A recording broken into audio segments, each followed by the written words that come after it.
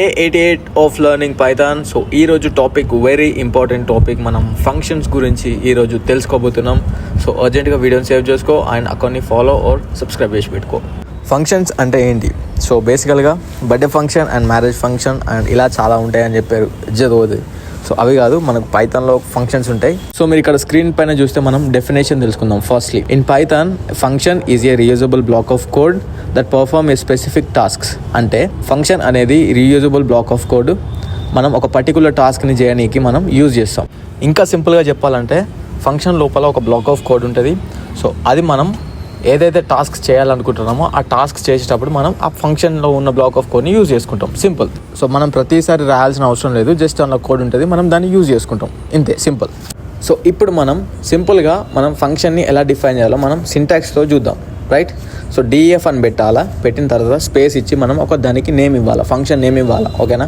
Function name అంటే మనం వేరియబుల్స్కి names ఎట్లా ఇస్తామో సేమ్ అలానే ఇక్కడ ఫంక్షన్కి నేమ్ ఇవ్వాలి. ఒకటి ఆఫ్ అని పెట్టి ఓపెన్ ఫ్లవర్ బేస్ పెట్టి మళ్ళీ కింది లైన్లో 4 స్పేసెస్ ఇండెంటేషన్ ఇచ్చి మనం కండిషనల్ స్టేట్మెంట్స్లో ఇండెంటేషన్ ఇచ్చినాం, రైట్? సో సేమ్ అలానే ఇండెంటేషన్ ఇచ్చి ప్రింట్ ఆఫ్ ప్రవీణ్ అనే స్టేట్మెంట్ ఇక్కడ ప్రింట్ చేస్తున్నాం. ప్రింట్ చేసి మళ్ళీ క్లోజింగ్ ఫ్లవర్ బ్రేస్ అనేది పెట్టినాం, ఓకేనా? సో ఇట్లా మనం ఫంక్షన్ని డిఫైన్ చేస్తాం. సో ఇప్పుడు మనం ఫంక్షన్ని డిఫైన్ చేసినాం కదా. సో మనం ఇప్పుడు కోడ్ని రన్ చేద్దాం.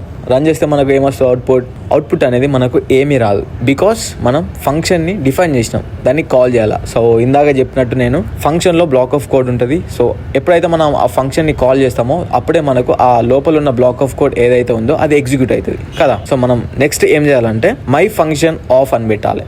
పెడితే అప్పుడు ఆ ఫంక్షన్లో ఉన్న బ్లాక్ ఆఫ్ కోడ్ అనేది ఎగ్జిక్యూట్ అవుతుంది. సో ఫంక్షన్ లోపల ఉన్న బ్లాక్ ఆఫ్ కోడ్ ఏంటి? ప్రింట్ ప్రవీణ్ ఆ స్టేట్మెంట్ అనేది మనకు ఎగ్జిక్యూట్ అవుతుంది. సో మీరు ఇక్కడ మనం రన్ చేస్తే, కోడ్ని రన్ చేస్తే మనకు అవుట్పుట్ అనేది ప్రవీణ్ అనే స్టేట్మెంట్ వస్తుంది.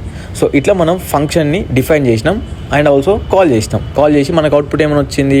ప్రవీణ్ అనే స్టేట్మెంట్ అనేది అవుట్పుట్ కింద వచ్చింది. సో అర్థమైంది కదా. సో అర్థం కాకపోతే మళ్ళీ ఈ వీడియోని ఇంకొకసారి చూడు.